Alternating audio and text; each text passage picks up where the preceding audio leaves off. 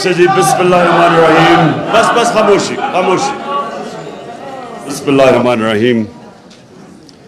ایاک نعبد و ایاک نستعین. میں سب سے پہلے شاہ محمود قریشی، شیرین مزاری اور شوکت ترین، میں آپ کا شکریہ ادا کرتا ہوں جو آپ نے 3 سبجیکٹس کے اوپر بات کی. معیشت کے اوپر، ہیومن رائٹس اور ٹیررزم شیرین نے جو بات کی، اور شاہ محمود نے فارن پالیسی پہ. میں بیسکلی آپ اس ساری چیز کو سم اپ کرتا ہوں آپ کے سامنے. لیکن سب سے پہلے تو جو ایک ملک کا نظریہ ہوتا ہے کہ ایک ملک کیوں بنتا ہے، پاکستان کیوں بنا، وہ ایک نظریے کے تحت بنا تھا. اور جو نظریہ ہوتا ہے وہ ایک ملک کا روڈ میپ ہوتا ہے.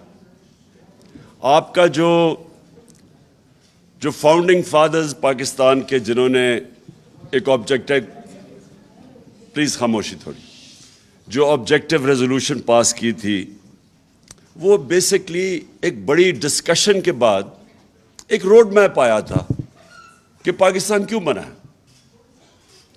تو یہ بڑا امپورٹنٹ ہے اگر ہم ان چیزوں، ان سبجیکٹس، اور یہ تینوں سبجیکٹس کنیکٹڈ ہیں، یہ جڑے ہوئے ہیں ایک دوسرے کے ساتھ، اور یہ جڑے ہوئے ہیں پاکستان کے نظریے کے ساتھ.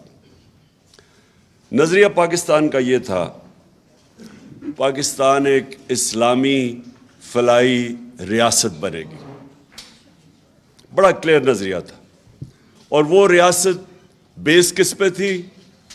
اگر آپ علامہ اقبال کا سارا جو کوشش تھی مسلمانوں کو جگانے کے لیے غلامی سے، تو وہ ساری ریفرنس پوائنٹ ان کا تھا مدینہ کی ریاست پہ. کیونکہ وہ ابھی بھی مسلمان سمجھتے ہیں کہ وہ گولڈن پیریڈ تھا مسلمانوں کا، جدھر جو پرنسپلز نبی صلی اللہ علیہ وسلم نے بیس کیے تھے، ان پرنسپلز کے بیسز پہ وہ قوم جس کی کوئی حیثیت نہیں تھی، اس نے دنیا کی امامت کی. اور یہ ہسٹوریکل فیکٹ ہے. یعنی یہ ایک ایسی چیز ہے جو آپ کہانیاں نہیں کہہ سکتے، متس نہیں کہہ سکتے. جس طرح گریک میتھولوجی ہے، متس ہے، لیکن یہ ہسٹوریکل فیکٹ ہے کہ 622 اور 632 کے بیچ میں دنیا کی تاریخ کا سب سے بڑا انقلاب آ گیا تھا.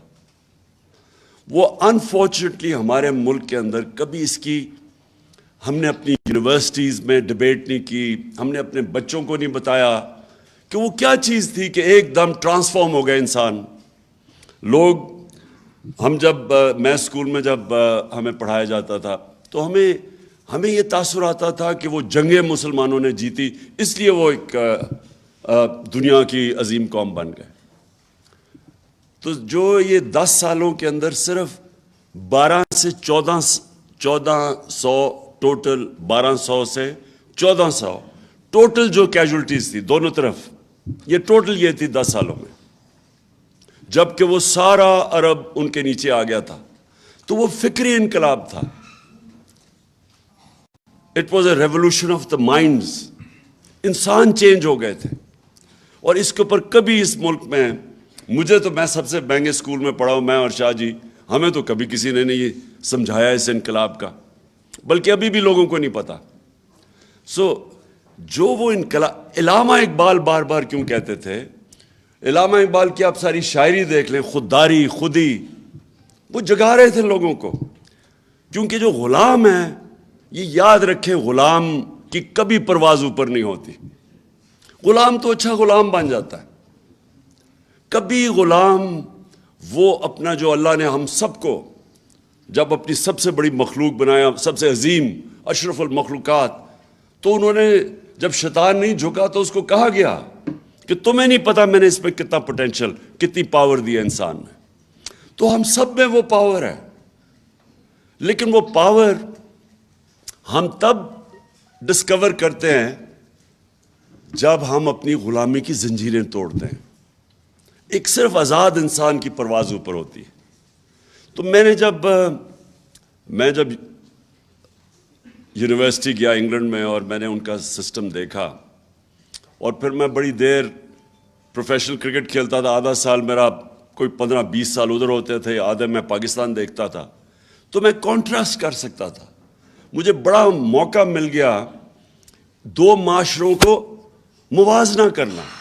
ڈفرنسز کیا ہے ہمارے, کیا ان کی طاقت ہے, کیا ہماری طاقت ہے, کیا ان کی کمزوریاں ہیں, ہماری کمزوریاں کیا ہے.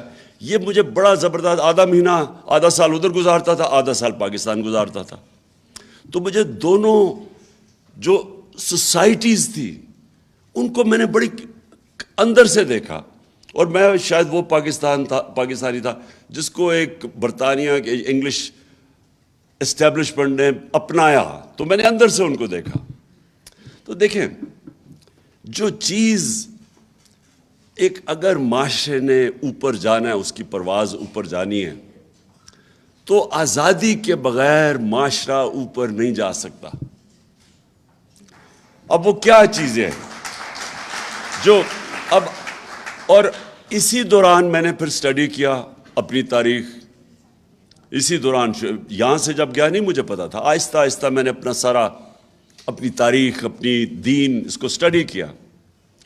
تو میں نے ریئلائز کیا کہ جو اللہ کیوں ہمیں حکم دیتا ہے کہ ان کے راستے پہ چلو, ہماری بہتری کے لیے, کیونکہ وہ دنیا کی تاریخ کا سب سے سکسیسفل ماڈل تھا. کبھی بھی نہیں ہوا کہ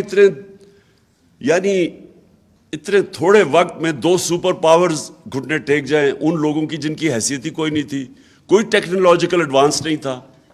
مثلا منگولین, چنگیز خان کے منگولین بھی دنیا پہ چھا گئے تھے, لیکن ان کے پاس انہوں نے زبردست ایک وار مشین ڈیولپ کی تھی, ٹیکنالوجی تھی ان کی کمان تھی جو زیادہ دور مارتی تھی, اس کی وجہ سے وہ گئے تھے. یہاں تو ایک کتاب بھی ہے, دی عرب کانکویسٹ, وہ لکھتی ہے کہ یہ جب یہ نبی صلی اللہ علیہ وسلم دنیا کے پردہ کرنے کے بعد 30 سال میں وہ ساری دنیا پہ چھا گئے.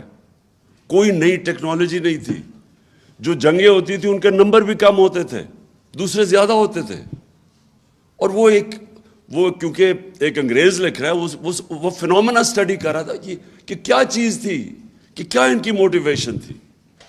تو مجھے جو افسوس ہوتا ہے کہ ہم نے کبھی اس چیز کو اپنے بچوں کو بتایا ہی نہیں.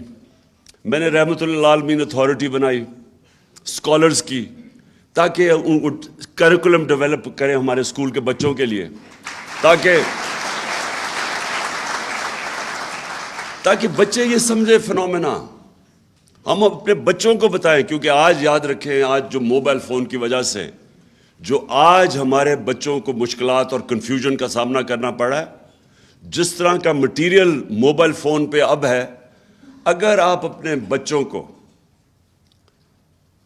نبی صلی اللہ علیہ وسلم کی سیرت سے ان کو مضبوط نہیں کریں گے, یہ بہت مشکل وقت ہے بچوں کے, یوتھ کے لیے بھی. تو اس لیے میں نے یہ اتھارٹی بنائی کہ یہ ڈیبیٹ ہوگی یونیورسٹیز میں, ہماری اسکالرشپ اس کو اسٹڈی کریں گے اس فنومینا کو. اور یہ اس حکومت نے آ کے وہ بند کر دی اتھارٹی. یہی اگر یہ فنومینا اگر امیجن کرے ویسٹرن سویلائزیشن میں ہوا ہوتا, تو ابھی پتہ نہیں کتنی فلمیں بن رہی ہوتی, کیا ہوتا, کتابیں لکھی جا رہی ہوتی. ان کے ہالی ووڈ کے اندر بتایا, کیونکہ کبھی بھی اتنے تھوڑے وقت پہ اتنے عظیم لوگ ہی نہیں آئے. یہ بھی ہسٹوریکل فیکٹ ہے. جو نبی کے ارد گرد تھا وہ ایک عظیم انسان بن گیا. حضرت بلال جو غلام تھے, انہوں نے 2 جنگوں کے اندر قیادت کی. انسانوں کو بدل دیا. میرا پوائنٹ سارا یہ ہے. اور انسان بدلتا ہے ذہن کے اندر, جب آپ اس کو آزاد کرتے ہیں, اس کو بڑا ضروری تعلیم دیتے ہیں, صحیح تعلیم دیتے ہیں. تعلیم بھی ہر کوئی تعلیم آزاد نہیں کرتی. اور تعلیم اور پھر انصاف. مدینہ کی ریاست کی بنیاد عدل اور انصاف تھی. کیونکہ جو ابھی شیرین نے بڑی بات کی کہ جو جسٹس ہے, جو انصاف ہے, وہ انسان کو حقوق دیتا ہے, اور انسان کے جو ہیومن رائٹس ہیں وہ انسانوں کو آزاد کر دیتا ہے. اور میں نے کیسے دیکھا, کیونکہ میں تو یہاں جب گیا تو یہاں ایوب خان کی ڈکٹیٹرشپ تھی. تو ادھر جب میں نے دیکھا کہ اسٹوڈنٹس یونیورسٹی اسٹوڈنٹس، ان سب کو اپنے رائٹس کا پتہ تھا. اتنی سی کوئی ان کا وزیر وغیرہ کوئی ایسے لگے کہ اس نے ٹیکس پیئر کا پیسہ غلط خرچ کر دیا، اسٹوڈنٹس بول پڑتے تھے، ڈیمونسٹریشنز ہو جاتی تھی. اتنے آگاہ تھے وہ کہ ہمارے حقوق کیا ہیں. آزاد لوگ تھے، اور آزاد لوگ پریشر ڈالتے ہیں حکومت کے اوپر، اس کی جرت نہیں ہوتی کہ لوگوں کے حقوق کی خلاف ورزی کرے. آزاد قوم اپنے پروٹیکٹ کرتی ہے اپنے حقوق کو. اور آزاد قوم میں آزاد ذہن آتے ہیں، اور آزاد ذہن ہی اوپر جاتے ہیں. یہ جو انوویشنز ہوتی ہیں دنیا میں، ڈسکوریز ہوتی ہیں، انوینشنز ہوتی ہیں، یہ اوریجنل مائنڈز کرتے ہیں، غلام نہیں کر سکتے. غلام انتظار کرتے ہیں کہ جی ہمیں کوئی نئی بتایا جائے، جی نئی ٹیکنالوجی، اور ہم وہ اڈاپٹ کر لیتے ہیں. لیکن آزاد ذہن ڈسکوری کرتے ہیں. اور اسی لیے کتنے 100 سال تک سارے ٹاپ سائنٹسٹ مسلمان تھے، کیونکہ وہ آزاد انسان تھے. آپ جب ان کے حقوق، جو کلچر ڈیولپ ہوا تھا مدینہ کی ریاست میں، آپ رائٹس کا یہ دیکھیں کہ آج بھی آپ تصور نہیں کر سکتے کہ یہودی شہری حضرت علی رضی اللہ تعالیٰ سے کیس جیت جاتا ہے جب وہ خلیفہ ہوتے ہیں. آپ تصور کریں گے کہ آج بھی آپ یہ تصور کر سکتے ہیں کہ مائنورٹی جا کے ایک ہیڈ آف اسٹیٹ سے کیس جیت سکتی ہے کورٹ آف لاء میں. تو انہوں نے سب سے زیادہ ایمفسس انصاف پہ دیا اور رائٹس پہ. عورتوں کو لبریٹ کیا، جو پہلی دفعہ عورتیں جو اصل لبریشن، رائٹس دیے ان کو، انہیریٹنس، پراپرٹی رائٹس. آج بھی پاکستان کے اندر 80% عورتوں کو، بیچاریوں کو پراپرٹی رائٹس نہیں ملتے، حالانکہ ہم نے قانون پاس کیا کہ انفورس کرنے کے لیے پراپرٹی رائٹس. لیکن وہ تب دے دیے تھے. یورپ میں کوئی 100-150 سال پہلے آئے تھے. اور پھر غلاموں کو آزاد کیا. بیسکلی وہ انہوں نے آزاد کیا تھا انسانوں کو، انصاف دے کے، رائٹس دے کے. اور سیکنڈلی فلاحی ریاست، جو بھی شیرین بات کر رہی تھی. دیکھیں، ویلفیئر سٹیٹ کا کانسیپٹ پہلی دفعہ مدینہ کی ریاست میں آیا تھا. اور آج مجھے تکلیف ہوتی ہے، اور میں انگلینڈ میں نے پہلی دفعہ اپنی زندگی میں ایک ویلفیئر سٹیٹ دیکھی. پہلی دفعہ ہم نے دیکھا کہ ایک آدمی، غریب آدمی ہے، اس کو مفت تعلیم مل رہی ہے، کوالٹی، اس کے بچے کو. عدالت میں جاتا تو لیگل ایڈ مل رہی ہے اس کو. بے روزگار ہوتا ہے تو اس کو ان امپلائمنٹ بینیفٹس مل رہے ہیں، پیسے مل رہے ہیں جب تک روزگار نہیں ملتا. ہسپتالوں میں جاتا ہے تو اس کو مفت علاج ملتا ہے. یہ میں نے پہلی دفعہ برطانیہ میں دیکھا تھا. تب سے میں نے فیصلہ کیا کہ ہمیں اللہ نے کبھی موقع دیا تو یہ تو ہماری مشن سٹیٹمنٹ ہے، اسلامی فلاحی ریاست. یہ تو پاکستان کی مشن سٹیٹمنٹ ہے.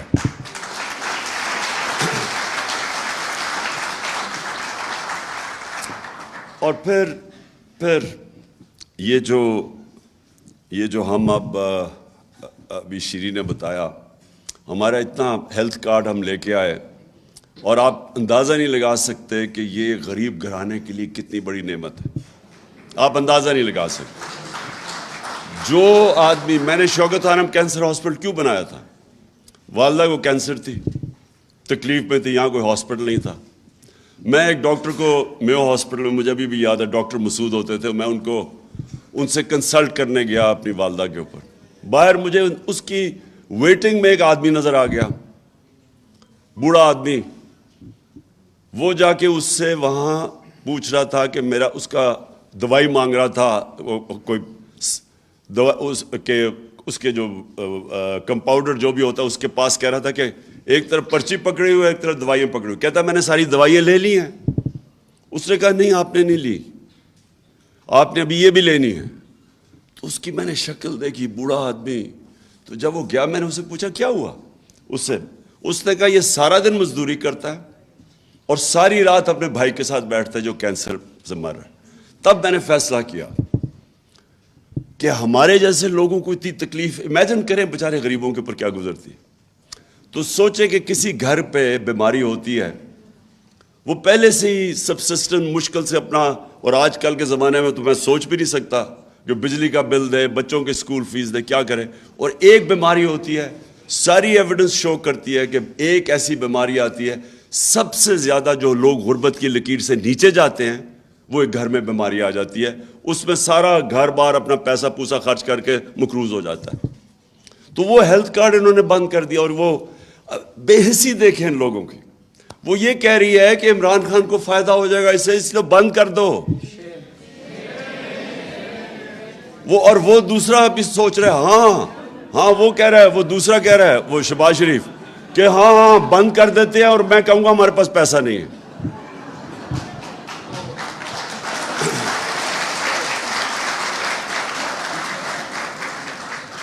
اچھا جی, دوسری چیز اکانومی. میں صرف اکانومی جو ہے نا جی, وہ کنیکٹڈ ہے فارن پالیسی کے ساتھ. میں سمجھتا ہوں یہ دونوں ساتھ کنیکٹڈ ہے. ہم نے فنڈامنٹل مسٹیک کیا کی, ہم نے یہ کیا, چلے ہم شروع میں ہمارے بڑے برے حالات تھے. جب پاکستان بنا تو یہاں کچھ بھی نہیں تھا, فیکٹری ساری ہندوستان میں رہ گئی تھی. ہمارے بڑے بتاتے ہیں کہ بڑے مشکل وقت تھا ہمارے لیے.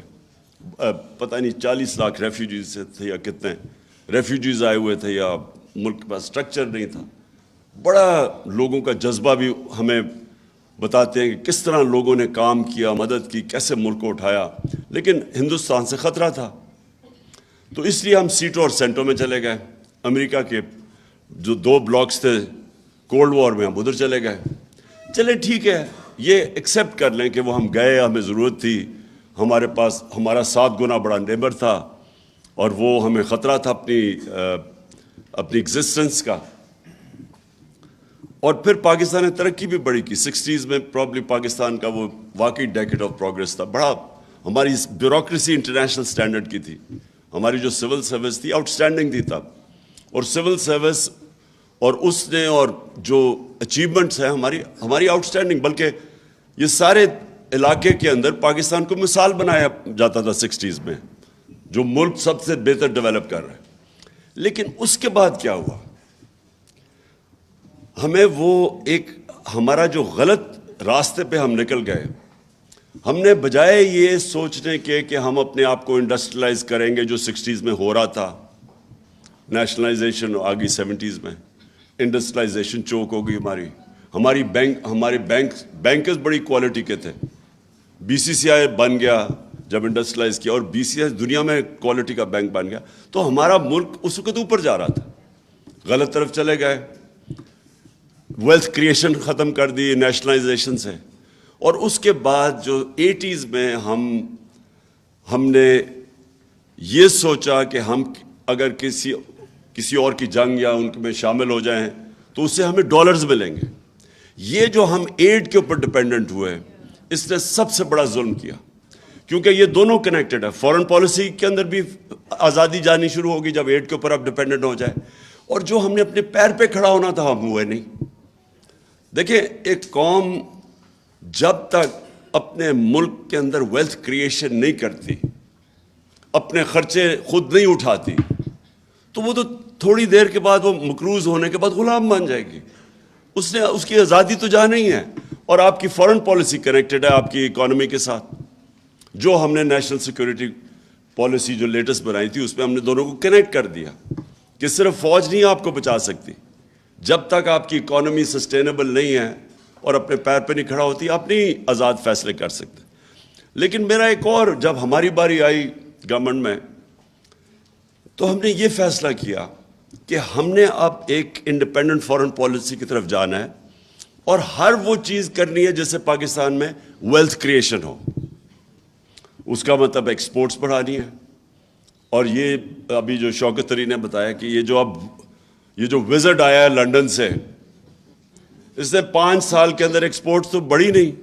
تو یہ اس کی کیا قابلیت تھی کہ اگر ملک کے اندر آپ نے اپنی آمدنی نہیں بڑھائی. دیکھیں, فائنانس منسٹر کا کیا کام ہوتا ہے, اس کا یہی ہوتا ہے نا, بتانے کے لیے اپنی آمدنی بڑھائے اور خرچے پورے کرے.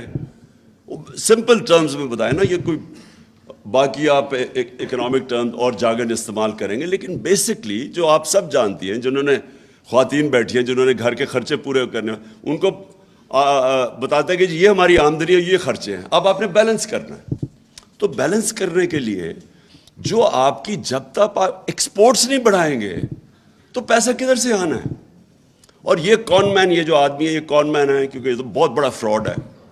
اس فراڈ نے، آپ یہ سوچیں کہ 5 سال اگر ہماری ایکسپورٹس ہی نہیں بڑھی تو اس کا کمال کیا ہے کہ جو اس کو آپ لے کے آ رہے ہیں. اس نے صرف یہی نہیں کیا ایکسپورٹس نہیں بڑھی، ہماری ایکسپورٹس بھی نہیں بڑھی، اور جو بنانزا آنا تھا کہ تیل کی قیمت آدھی تھی، جب ہمیں گورنمنٹ ملی ہے ہمارا کتنا 37%، کتنا ہمارا تیل پہ جاتا ہے خرچہ؟ 37.5% جو ہمارا امپورٹ بل ہے وہ تیل سے ہے. تو جب تیل آدھی قیمت پہ تھا تو ہونا تو چاہیے تھا کہ ہمیں اپنے ریزروز بلڈ کرنے چاہیے تھے، ہمیں اپنی ایکسپورٹ بڑھانی چاہیے تھی. اس نے کیا کیا؟ اس نے روپے کو اوور ویلیو کیا. اور میری تھیری ہے اس کے اوپر، اوور ویلیو اس لیے کیا کیونکہ یہاں سے یہ روپیوں کو ڈالر پہ چینج کر کے باہر بھیج رہے تھے تو زیادہ ڈالر آتے تھے، کیونکہ اس کی کوئی اکنامک سینس تو نہیں ہے. آپ کی انڈسٹری بند ہو رہی ہے، ٹیکسٹائل فیصل آباد میں جاؤ تو وہاں وہ ریل اسٹیٹ میں چلے گئے انڈسٹری بند کر کے. تو انڈسٹری کے ایکسپینس پہ، ایکسپورٹس کے ایکسپینس کے اوپر آپ نے روپیہ کے نیچے رکھا ہوا ہے. ایکسپورٹس اسے رک گئی، انڈسٹری آپ کی جو ویلتھ کریٹ کرتی ہے وہ رک گئی، بلکہ بند ہونی شروع ہو گئی. تو کیا وجہ ہوگی پیچھے؟ میں سمجھتا ہوں کہ یہ ہے ہی کرپٹ مافیا. ان کی کوشش ہی یہ ہے کہ میکسیمم یہاں سے پیسہ چوری کر کے باہر لے جاؤ. کوئی دنیا میں مثال نہیں ہے کہ سارا ٹبر باہر بیٹھ گیا جا کے. پاکستان میں گورنمنٹ کر رہے ہیں، لوٹنے کے لیے آتے پھر باہر چلے جاتے ہیں. اس کی کوئی مثال نہیں ہے. مجھے کوئی بنانا ریپبلک بھی بنائے جدھر اس طرح کا مذاق ہو رہا ہے، اور وہ جیسی ان کی پتہ چلے چوری پکڑنی ہے باہر بھاگ جاتے ہیں. مشرف کے دور میں بھی وہاں باہر بھاگ گیا، NRO لے کے واپس آ گیا. 10 سال چوری کی، پیسہ باہر لیا، جب پکڑے جانے لگا پھر باہر بھاگ گیا، اور اب NRO لے کے پھر پاکستان آ گیا. مجھے تو حیرت ہوتی ہے کہ ہمارے یہ جو لوگ ملک کے محافظ ہیں، کیا ان کو نہیں نظر آ رہا کہ ملک کے ساتھ کیا ہو رہا ہے؟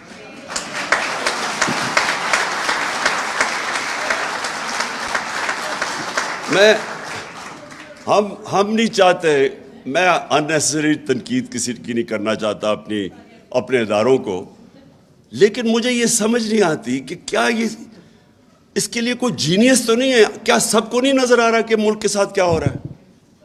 کیا نظر نہیں آ رہا کہ یہ ملک کے ساتھ آپ ان لوگوں کو، جن لوگوں نے اس ملک، ان کے دور، ان دونوں خاندانوں کے دور میں بنگلہ دیش بھی آگے نکل گیا، ہندوستان آگے نکل گیا ہمارے سے. 80 کی دہائی میں جب کرکٹ کھیل کے ہندوستان سے آتا تھا پاکستان تو لگتا تھا غریب ملک سے امیر ملک میں آ گیا ہوں.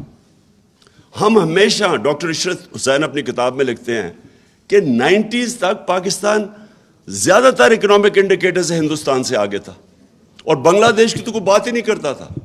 بنگلہ دیش بھی آگے نکل گیا جب سے یہ دو آئے ہیں.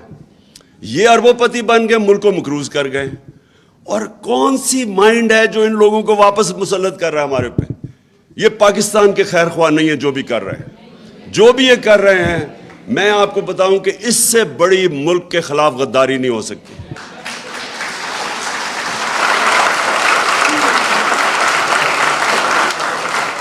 اور تو اور چھوڑیں.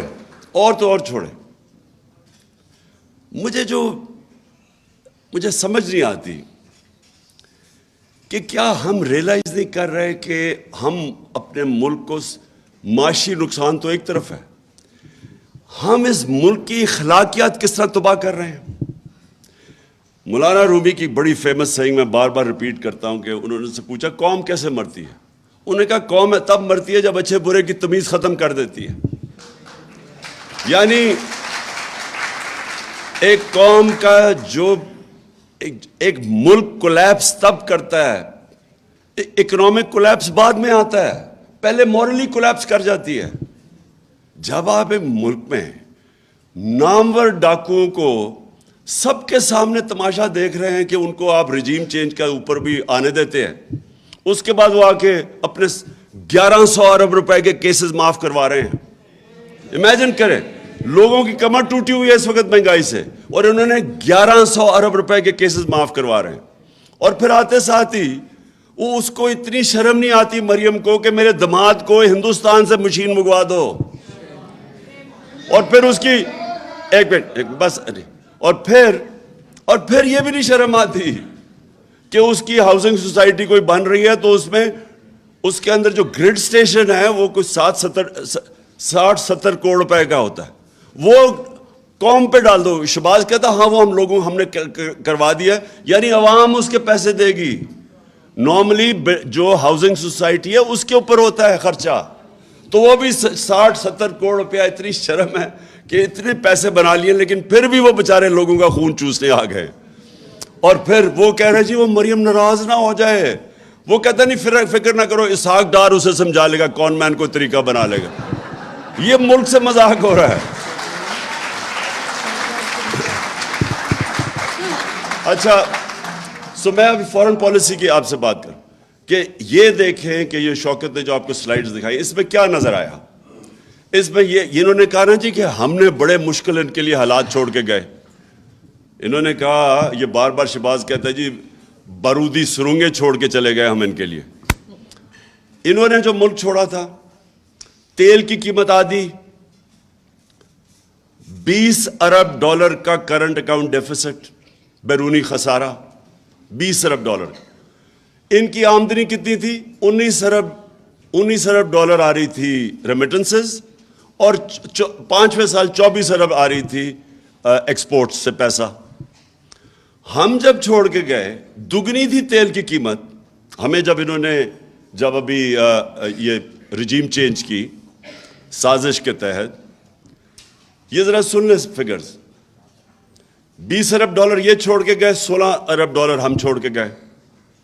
ان کی آمدنی تھی ریمیٹنسز اور ایکسپورٹس ملا کے 43 بلین, 43 ارب. ہماری ریمیٹنسز اور ایکسپورٹس ملا کے 63 بلین تھی, 63 ارب.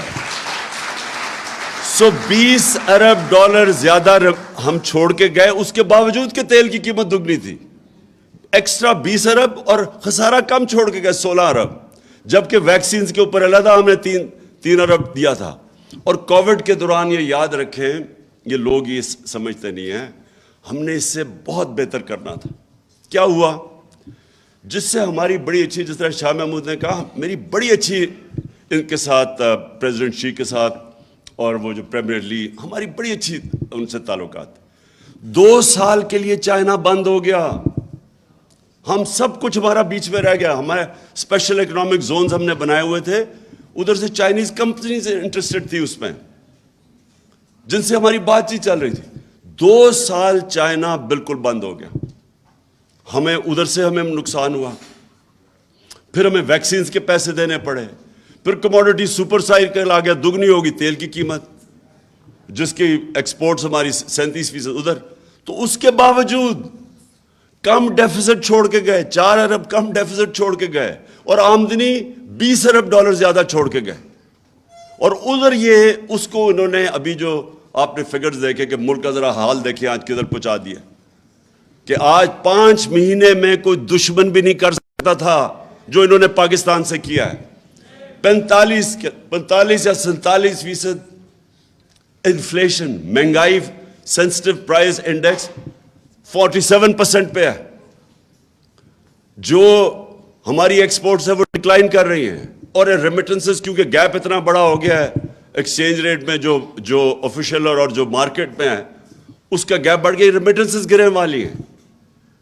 تو یہ ملک کو آپ کدھر دھکیل رہے ہیں. وہ شہباز شریف جا کے اگر اس کی اگر آپ وہ انٹرویو دیکھ لینا, وہ جو اس نے وہ بلومبرگ والی عورت کو دیا ہے, میں نے اس سے زیادہ ہے آپ کے پاس. یہ ایک منٹ پھر سے شروع سے, ایک منٹ پہلے شروع سے لگا. میں صرف یہ کہہ رہا ہوں یہ ذرا غور سے دیکھیں کہ یہ پاکستان کا پرائم منسٹر, اچھا چلے یہ بائیڈن کے سامنے نہیں ہے, یہ بیچاری اینکر ہے, ذرا وہ اسے دیکھیں کہ اس کو طرز دلا رہا ہے کہ میں مارا گیا, لٹ گیا, مارا گیا, مجھے بتا دو ہے نہیں ہے.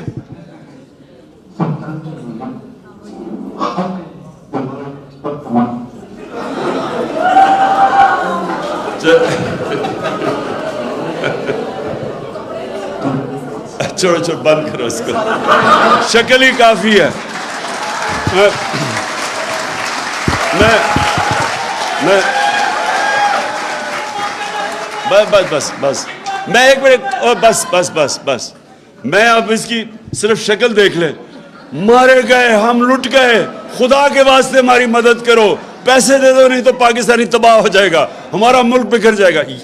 لٹرلی اس نے اس بیچارے, وہ اینکر ہے, وہ جو بائیڈن نہیں بیٹھا ہوا جس سے کہہ کے جی ہمیں پیسے دے دو, وہ اینکر بیچاری گھبرائی ہوئی بیٹھی, کہتا اپنی چینل سے لوگوں کو بتاؤ کہ ہمارا کتنا برا حالات ہے. اینی وے, اچھا جی, اینی وے, آخر میں آپ کو فورن پالیسی کا یہ کہنا چاہتا ہوں. دیکھیں, جب یہ قوم ارادہ کرتی ہے, یہ قوم جب ارادہ کر لیتی ہے کہ ہم نے اپنے پیر پہ کھڑا ہونا ہے, آپ 22 کروڑ پاکستانی ہیں, میں آپ کو یقین دلاتا ہوں کہ یہ قوم, اللہ نے اتنی یہاں نعمتیں دی ہیں. ہم ایک تو چائنا سے ہم بڑا نقصان ہوا ہمیں, وہ 2 سال کہ چائنا بند ہو گیا, ہم انویسٹمنٹ نہیں آ سکی, نہیں تو ہمیں کرنٹ اکاؤنٹ بھی نہیں ہونا تھا, کیونکہ ہمارے پاس انویسٹمنٹ آ جانی تھی کہ کرنٹ اکاؤنٹ نہیں ہونا. دوسرا, آپ کو پتہ ہے کہ ہم نے جا کے لابی کیا, کانڈے ناسٹ جو ایک ٹاپ انٹرنیشنل میگزین ہے, اس نے کہا پاکستان از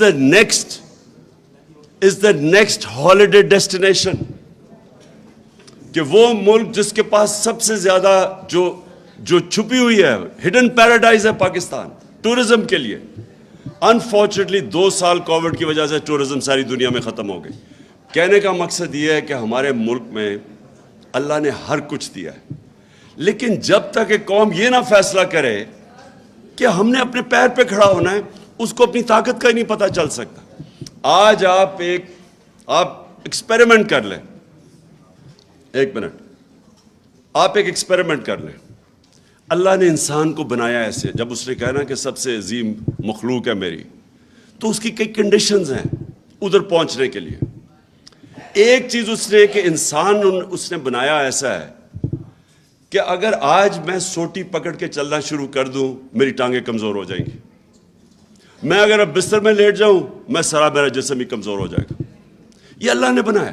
آپ ریزسٹنس دیں گے, آپ بھاری ویٹ اٹھائیں گے, آپ تکڑے ہو جائیں گے. سب سے بڑا پاور ہاؤس آپ کا ذہن ہے. جب ایک انسان فیصلہ کر لیتا ہے نا کہ میں نے یہ کرنا ہے, دنیا کی تاریخ جو لوگوں نے بڑے بڑے کام کیے ہیں, وہ پہلے مینٹلی فیصلہ کرتے ہیں, پھر وہ ایک ہی پلان بناتے ہیں, پلان اے. کوئی ان کا پلان بی نہیں ہوتا, میں ادھر تک پہنچنا ہے چاہے میری جان چلی جائے. اس میں اللہ نے ہمیں اتنی طاقت دی ہے کہ وہ خود ہی انسان کی طاقت نکلنی ہے, اس کو اپنی طاقت ڈسکور کرتا ہے. وہ جب ایک قوم یہ فیصلہ کرے, اور جی دیکھیں عمران خان نے وہ دیکھیں کیا کہہ دیا, وہ روس چلا گیا جی, امریکہ ناراض ہو گیا.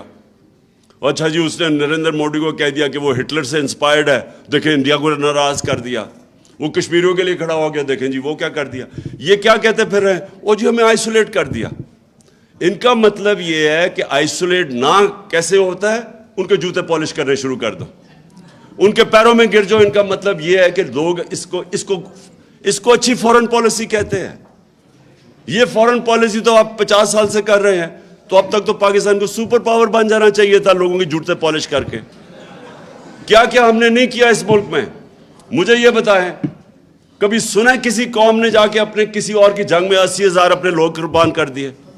کوئی دنیا میں اس کی مثال ہے؟ یہ ان کے 3,000 سے کم لوگ مرتے ہیں, آپ کے 80,000 لوگ مر جاتے ہیں, اور کوئی شکریہ تک نہیں کرتا اس کے, بلکہ ہمیں ذمہ دار ٹھہرا دیتا ہے کہ جو افغانستان میں ان کا فیلئر ہوا. اور میں جب یہ کہتا ہوں کہ پاکستان نے تو تمہارے لیے قربانیاں دی ہیں, وہ ہمیں ذمہ دار ٹھہرا رہے تھے کہ جی دیکھیں طالبان کو پاکستان بیک کر لیا تھا اس لیے وہ ہار گئے. اور مجھے آگے سے کہہ رہے جی یہ نہ کہو وہ امریکی ناراض ہو جائیں گے. میں صرف آپ کو یہ چیزیں اس لیے بتا رہا ہوں کہ اگر اس طرح کی ہم اپنے آپ کو ذلیل کر کے سمجھتے ہیں کہ پاکستان کوئی پیر پہ کھڑا ہو جائے گا, غلط فہمی میں نہ رہے. ہم نے ایمل کانسی کو پکڑا دیا, اس کے وکیل نے جا کے وہاں عدالت میں کہا جی جب انہوں نے اس سے جج نے پوچھا کہ یہ تو قانونی کاروائی نہیں ہوئی, اس کو ابڈکٹ کر کے لے گئے ہیں, تو کیسے ہو گیا یہ؟ اس نے آگے سے کہا جی پاکستانی اپنی والدہ بھی بیچ دیں پیسے کے پیچھے, ڈالروں کے پیچھے. تو ہماری وجہ سے ہم نے ذلت کمائی, ہم نے اپنے آپ کو ذلیل کیا. اس کو دوسرے کو, ایک رمزی یوسف, اس کو پکڑا دیا. ریمنڈ ڈیوس نے دن دہاڑے آ کے 2 پاکستانیوں کو قتل کر دیا, وہ چپ کر کے اس کو واپس بھیج دیا. کسی نے نہیں دیکھا کہ آپ امریکہ میں کر کے دکھائیں نا کسی اور جگہ پہ.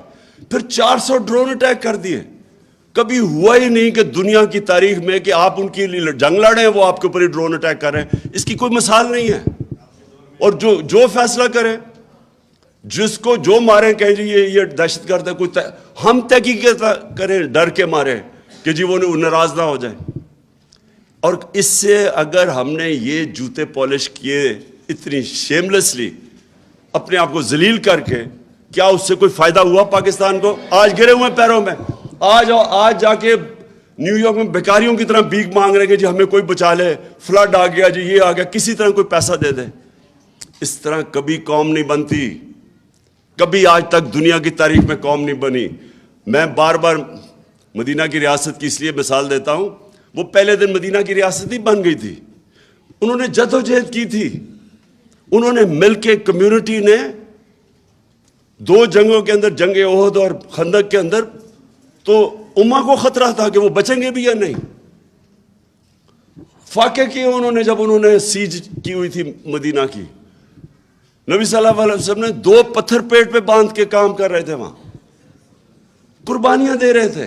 قومیں قربانیاں دے کے بنتی ہیں, بیکاریوں کی طرح بھیک مانگ کے جوتے پالش کر کے کوئی قوم نہیں بنی آج تک. اور آپ کی فورن پالیسی ریفلیکٹ کرتی ہے. ہم نے جو کوشش کی شاہ محمود, ہم نے ایک خوددار فورن پالیسی بنانے کی کوشش کی. ہم نے ان کو بتایا, اور بائی دا وے امریکنوں نے بار بار سگنلز دیے کہ جی یہ تو بدل گیا پاکستان. انہوں نے ہمیں میسیجز دی کہ جی یہ تو it's not business as usual. اور وہ, میں آپ کو یہ بھی بتاؤں, میں ویسٹرن مائنڈ سب سے بہتر سمجھتا ہوں. وہ آپ کی عزت کرتے ہیں جب آپ اپنے نیشنل انٹرسٹ کے لیے کھڑے ہوتے ہیں. میں جب صدر پوٹن کے ساتھ بیٹھا 3.5 گھنٹے, میری بڑی لمبی بات ہوئی, بڑی باتیں ہوئی. میں اس سے یہ بھی میں پوچھا, میں نے کہا مجھے بتاؤ باقی جو ورلڈ لیڈرز تھے, جو کیونکہ یہ تو بہت سب کو ملا ہوا ہے 20 سال سے, تو میں اس کے ویوز پوچھا. میں نے کہا فلانا کا بتاؤ, اس کا بتاؤ, اس کا بتاؤ, کیونکہ 3.5 گھنٹے ہو گئے تھے اور بھی بات کر رہی تھی میں. تو میں نے اس سے پوچھا اردوغان کا. اب یہ سنیں ذرا. اس نے کہا اردوغان کا کہ دیکھیں, یہ کئی دفعہ میں اسے, یہ ہماری پالیسیز میں کلیش ہوتے ہیں, یہ میری پالیسی مانتا نہیں ہے, لیکن میں اس کی عزت کرتا ہوں. کیوں؟ کیونکہ یہ اپنے ملک کے انٹرسٹ کے لیے کھڑا ہے.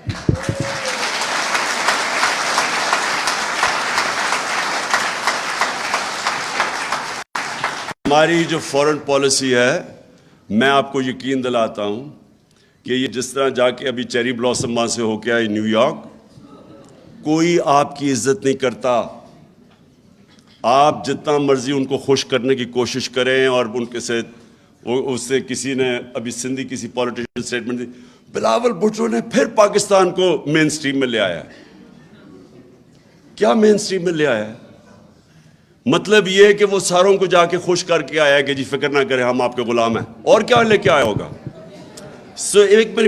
ایک چیز میں یہ کہنا کہ کیا کوشش کر رہا, دیکھیں جب آپ اپنے نیشنل انٹرسٹ کے لیے کھڑے ہوتے ہیں, دوسرے سمجھ جاتے ہیں, ان کو پتہ ہوتا ہے کہ اپنے نیشنل انٹرسٹ کے لیے کھڑے. اگر ہم روس گئے, امریکہ ناراض ہو گیا, مجھے تو موقع ہی نہیں ملا کیونکہ انہوں نے آتے ساتھ ہی سازش تو جیسے واپس آیا تو گیم چلا دی تھی انہوں نے.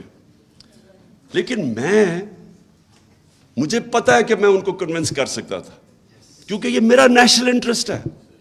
میرے برطانیہ کا مجھے ملا آدمی آ کے, اس نے کہا جی بڑے لوگ ناراض ہیں, بلکہ وہ اینکر نے بھی مجھے کہا کہ بڑے لوگ ناراض ہیں جی, آپ اس وقت چلے گئے جب وہ روس ادھر اٹیک کرنے جا رہا تھا یوکرین میں. میں نے اس سے کہا مجھے 22 کروڑ لوگوں نے الیکٹ کس لیے کیا ہے؟ اس لیے نہیں کہ میں دنیا کی جا کے باتیں کروں گی جو اس نے کیا کر دیا تو فلانا کیا کر دیا. میں نے کہا انہوں نے مجھے اس لیے الیکٹ کیا ہے کہ میرے کم از کم 12 کروڑ لوگ، ان میں سے آدھے غربت کی لکیر سے نیچے ہیں، اور آدھوں کو جب مہنگائی کا جھٹکا پڑتا ہے وہ بھی نیچے چلے جاتے ہیں غربت کی لکیر سے نیچے. یعنی کہ دگنی آبادی برطانیہ کی، ان کی تو 6 کروڑ آبادی ہے. ہمارے 12 کروڑ لوگ وہ ہیں کہ جو اگر یہ پرائس شاک پڑے گا تو غربت کی لکیر کے نیچے چلے جائیں گے. تو میری تو وہ پرائیورٹی ہے. میں نے کہا تمہارے ملک میں مصیبت پڑ گئی ہے، مہنگائی آئی ہے، اور ان کے ملک میں کیا مصیبت؟ وہ کتنے اربوں ڈالر دے رہے ہیں اپنے لوگوں کو، اب سبسڈائز کر رہے ہیں، یہ انرجی کاسٹ سبسڈائز کر رہے ہیں. لیکن ان کے تو لوگوں کی سٹینڈرڈ آف لیونگ نیچے جاتی ہے. ہمارے لوگ 2 وقت کی روٹی نہیں کھا سکتے. تو میری تو وہ پرائیورٹی ہے. اور میں نے تو ہر ورلڈ سٹیج پہ یہ کہنا تھا کہ ہمیں اپنی جنگوں میں نہ شامل کرو. میں نے کہا آپ کشمیر کے اندر کوئی ہماری مدد کرنے آتے ہو؟ جو ہندوستان سارے انٹرنیشنل قوانین کی وائلیشنز کر رہا ہے. 1 لاکھ کشمیری مر چکا ہے، شہید ہو چکا ہے. 1 لاکھ کشمیری 30 سالوں میں 35 سالوں میں شہید ہو چکا ہے. کبھی آپ نے ان کی کبھی سوچا ہے؟ تو آپ کہہ رہے ہیں ہم تمہاری جنگ میں آ کے فیصلے آپ کی سائڈ پہ کھڑے ہو جائیں. اور وہ سمجھتے ہیں، یہ ڈیموکریٹک سوسائٹیز اس چیز کو سمجھتی ہیں. اور ہمیں اگر یہ جو یہاں بدقسمتی سے غلام ذہنیت ہے لوگوں کی، ان کو اس چیز کی سمجھ نہیں آتی. جو لوگوں کی ملکوں کی عزت، پہلے تو اپنے نیشنل انٹرسٹ کے لیے کھڑے ہو، اور سیکنڈلی جب آپ قوم اپنے پیر پہ کھڑی ہو جاتی ہے پھر وہ سب کچھ کر سکتی ہے. 22 کروڑ لوگ ہیں ہمارے لیے کوئی مشکل. میں آپ کو یقین دلاتا ہوں جتنا پیسہ پاکستانیوں کے پاس ہے کوئی مشکل نہیں ہے، ہم اپنا قرضے واپس کر سکتے ہیں. لیکن قوم بننا سب سے پہلے، اپنے پیر پہ کھڑا ہونا اس کے بعد، خوددار قوم بننا، پہلے اپنی عزت کروانا، پھر دنیا عزت کرے گی. جو قوم اپنی عزت نہیں کرتی کوئی اس کی عزت نہیں کرتا. اور میں آخر میں شیرین ایک ختم کرتا ہوں. دیکھیں یہ جو پاکستان میں ہوا نا، ابھی پاکستان میں، باہر چلے جاؤ نا، باہر جا کے باتیں کرو. پاکستان میں کیا ہوا؟ ایک فیصلہ ہوا رجیم چینج کا، چلیں جی چینج ہو گئی رجیم. لیکن جو اس سے برا فیصلہ ہوا کہ ایجنسیز ہمیں دشمن سمجھنے شروع ہو گئی کہ ہم کوئی پاکستان کے دشمن آ گئے. مجھے اس کی ابھی تک حیرت ہوتی ہے کہ جس طرح کے جرنلسٹ کو انہوں نے، جن کے پیچھے گئے، اور جو آج ارشد شریف جیسا صابر شاکر ملک چھوڑ کے چلے گئے، عارف حمید بھٹی اس نے چینل سے اس کو چینل چھڑوا دیے، یعنی سمیع ابراہیم، یا وہ ایاز امیر، جمیل فاروقی.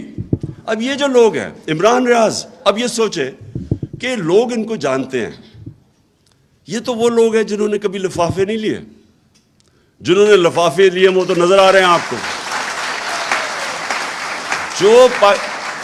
جو جرنلسٹ پاکستان کے اندر جن کی کریڈیبلٹی اور ان کی ریڈرشپ ہے یا ان کی ویورشپ ہے، ان لوگوں کو دشمنوں کی طرح ٹریٹ کر رہے ہیں، جس طرح کہ یہ کوئی انڈین ایجنٹ آ گئے یہاں. اور وہ لوگ جو پیسے لینے والے، جو ضمیر بیچنے والے، وہ میڈیا ہاؤسز. دیکھیں میڈیا ہاؤسز، یہ بہت بڑی مت ہے کہ جی ہم یہ جو میڈیا ہاؤسز ہیں یہ فریڈم آف ایکسپریشن میں بلیو کرتے ہیں. لی کوان یو، جو سنگاپور کا بڑا اسٹیٹسمن تھا جس نے سنگاپور کو بدل دیا بالکل، میں نے اس کی کتاب پڑھی. اس نے بڑی انٹرسٹنگ بات کی، بڑی پہلے کتاب پڑھی. اس نے کہا میں نے جب اقتدار میں آیا تو میں نے ریئلائز کیا کہ یہ جو فریڈم آف میڈیا ہے اور فریڈم آف ایکسپریشن ہے، یہ میں نے ریئلائز کیا کہ یہ فریڈم آف، یہ جو میڈیا ہاؤسز کے اونرز ہیں وہ فریڈم آف ایکسپریشن نہیں پروٹیکٹ کر رہے، وہ اپنے بزنس انٹرسٹ پروٹیکٹ کرنے کے لیے میڈیا کو استعمال کر رہے ہیں. یہ لی کوان یو نے تب لکھا، تو پھر انہوں نے پابندی لگائی. اب ہمارے بھی یہاں دیکھ لیں، ایک قبضہ گروپ ہے, اس نے ٹی وی چینل لے لی ہے, اس کی زمین خالی کروائی جا رہی ہے, جو قبضہ کیا وہ اسے چینل استعمال کرتے. یہ دنیا میں کدھر ہوتا ہے؟ یعنی یہ فریڈم آف ایکسپریشن تو نہیں, یہ تو مافیاز بن گئے ہیں. اور آج دیکھ لیں کہ قوم کدھر کھڑی ہے. جس کو کوئی جو سپورٹ کرتا ہے حق, اس کی ویورشپ اوپر چلی جاتی ہے. اور یہ جو سارے 2 نمبر لفافے ہیں, ان کو دیکھتا کوئی نہیں ہے, کیونکہ قوم فیصلہ کر بیٹھی ہے. لیکن ایجنسیز کھڑی ہوگی جا کے چوروں کے ساتھ. اب اس سے زیادہ بری کہ شہباز گل سے جو کیا ہے, یعنی وہ کوئی کرمنل تھا, وہ کوئی جاسوس تھا, وہ کوئی دہشت گرد تھا. ایک یونیورسٹی پروفیسر کو جنہوں نے ننگا کر کے اس سے جو تشدد کیا ہے, یہ کون سے معاشرے میں ہوتا ہے کہ کوئی. اور پھر جرنلسٹ کے علاوہ ہمارے وہ سوشل میڈیا کے لوگ, کوئی ان کو اٹھا لیتا ہے, کوئی ان کو پکڑ لیتا ہے, کوئی دھمکاتا ہے.